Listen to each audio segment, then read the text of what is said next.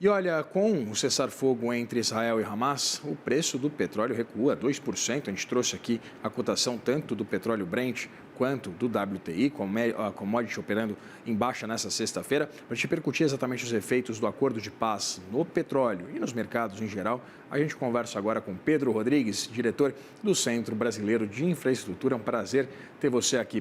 Pedro, obrigado por aceitar nosso convite. Nada, bom dia, é um prazer estar aqui com você, Irajá. Pedro, eu queria começar perguntando exatamente sobre esses movimentos, né?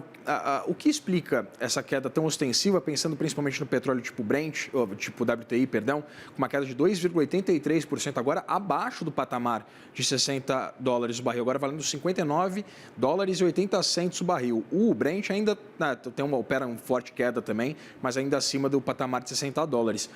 O que explica exatamente essa oscilação tão brusca do preço do barril do petróleo? Olha, o barril do petróleo, né, ele é muito volátil e sempre sujeito a fatores exógenos da indústria, que é o caso que a gente está vendo agora, quer dizer, fatores exógenos, riscos geopolíticos, guerras, né, às vezes ataques a facilities da indústria do petróleo do ponto de vista global, e também de fatores endógenos da indústria, né, oferta e demanda de petróleo, crescimento dos países e assim sucessivamente. E agora, claramente, o que a gente está vendo é uma diminuição do risco desse fator exógeno, né, a guerra entre o Hamas e Israel, que tem aí um cessar-fogo, e não só essa guerra, né, na última semana até, estava vendo aqui a matéria anterior, né, a Maria Corina Machado ganhou o Nobel da Paz, mas até o presidente Trump estava tentando ganhar o Nobel da Paz, dizendo que tinha encerrado, né, que ia encerrar com 7 guerras no mundo. Esse encerramento dessas guerras, ou diminuição desses conflitos, né, são exatamente esses fatores exógenos que diminuem, né, a precificação em razão do risco. Isso é refletido no preço do barril do petróleo. Por esse motivo, a gente está vendo preços mais baixos. Consegue projetar, desde aquela mudança, né, da política de preços da Petrobras, né, que aboliu o preço de paridade internacional como referencial para comercialização de combustíveis aqui no Brasil, a gente deve acompanhar algum tipo de impacto a curto, médio e longo prazo também desse... É evidente, né, ainda há um cenário de muita incerteza, caso, evidentemente, esse acordo de paz ele seja de fato perene, seja de fato longevo. Além do acordo de paz, né, já é importante colocar que existem dois pontos aqui também ligados aos fatores endógenos da indústria, né, que é o aumento de oferta, né, a gente tem visto o aumento dos estoques de petróleo nos Estados Unidos, daí, por exemplo, o WTI talvez ter caído mais do que o Brent, né. Além disso, a OPEP ela continua anunciando aumento na produção, né, aumento na produção de barril de petróleo dos países membros do cartel. Então, isso tudo vai causando um aumento de oferta. Com a diminuição da demanda, né, dado o risco que a gente está vendo, né, de tarifas, as economias globais não estão conseguindo crescer tanto, uma demanda menor, uma oferta maior também vai acabar sendo refletido no preço.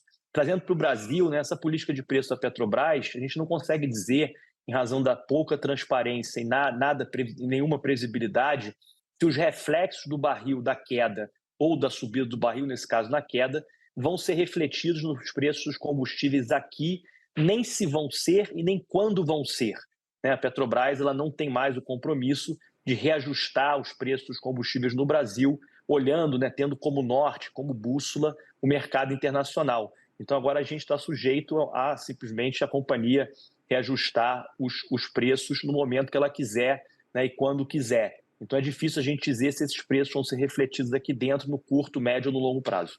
Pedro, tá, 2026 está aí. Deixa eu te perguntar outra coisa, Pedro. A gente com essa perspectiva de uma desaceleração do ponto de vista da economia como um todo, com a economia global, evidentemente causada por esse aumento do nível de incerteza, pela política tarifária de Donald Trump, recuo no nível dessas transações comerciais.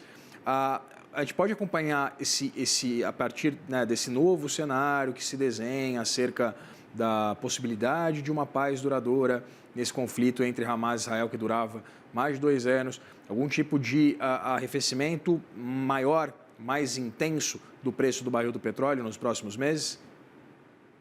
Olha, eu acho que não. Na verdade, o conflito de Israel e do Hamas, né, era um conflito que não é diretamente ligado à indústria do petróleo. Em que sentido? Né? Nem Israel, nem o Hamas, nem a Palestina, quer dizer, a faixa de Gaza, são grandes produtores, muito menos consumidores de petróleo. Existe muito risco, por quê? Porque a área, né, o local onde esses países estão enfrentando essa guerra, né, tem o Irã como vizinho, tem grandes produtores ali que sempre influenciam. Né? A gente viu, por exemplo, na escalada da guerra, o medo era sempre o Irã, né? Até onde o Irã iria, né? Seria fechar o Estreito de Hormuz como aí um evento extremo que poderia levar o preço do barril a patamares muito elevados. Né? Mas o governo americano, o presidente Trump foi lá, bombardeou facilities nucleares do Irã. Ou seja, me parece que do ponto de vista de conflito, né, esse conflito ele está sendo arrefecido, e essa participação do Irã, que seria talvez o maior medo da indústria do petróleo, nesse momento também esse cenário não está se desenhando. É óbvio que uma guerra a gente nunca pode contar com esse é imprevisível, né, sempre. Agora, diferente, né, vamos lá voltar para as 7 guerras que o presidente Trump quer terminar, tem a guerra da Rússia e da Ucrânia. Aí sim, por exemplo, a guerra da Rússia e da Ucrânia seria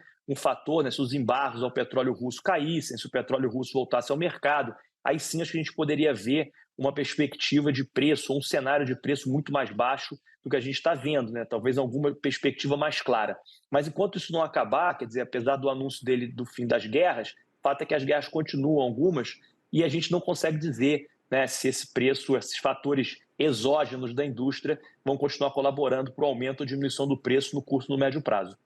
Pedro, pensando num incremento, por exemplo, ainda a vir ou não, do nível de oferta de petróleo norte-americano, porque a gente acompanhou durante a campanha do presidente Donald Trump aquela máxima, drill, baby drill, ou perfure, baby perfure, fomentando exatamente essa ideia de que ele queria impulsionar a produção de petróleo nos Estados Unidos. A gente tem algum sinal claro de que essa política ela está sendo implementada, ela está indo para frente e, evidentemente, queria entender o quanto isso poderia impactar o mercado de petróleo?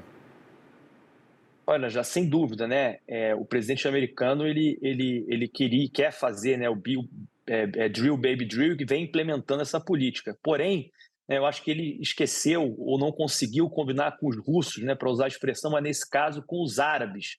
Né? Por quê? Porque ao mesmo tempo que o presidente americano quer incentivar a produção de petróleo interna, o custo de produção do petróleo em muitas bacias, né, americanas é muito alto, né, em torno de 50, 60 dólares. O que significa isso? Que essa redução de preço que a gente está vendo, né, o petróleo, por exemplo, podendo andar abaixo dos 60 dólares, como já acontece no WTI, que é a referência americana, a gente inviabiliza, né, esse preço inviabiliza, por exemplo, exploração e produção de petróleo em algumas bacias importantes dos Estados Unidos. Então, por mais que o presidente, às vezes, queira, né, e continue incentivando, né, o Drill Baby Drill, os árabes também estão percebendo essa jogada e aumentam, né, a oferta de petróleo, né, como eles têm feito nos últimos tempos. Quando o presidente Trump anunciou essa política, né, e o preço começou a subir em razão do conflito, né, a OPEC, que vinha desenhando e vinha anunciando uma redução de produção, né, ou seja, reduzindo a oferta de petróleo no mercado global, fez uma virada de mesa e de redução anunciou aumento. Né, e continua anunciando aumentos, né, agora para novembro, se não me falha a memória, são mais 137 mil barris de petróleo. Isso tudo para pressionar o preço, né, óbvio que não falam, mas na minha opinião, para tentar, de alguma forma, desincentivar essa política do governo do presidente Donald Trump.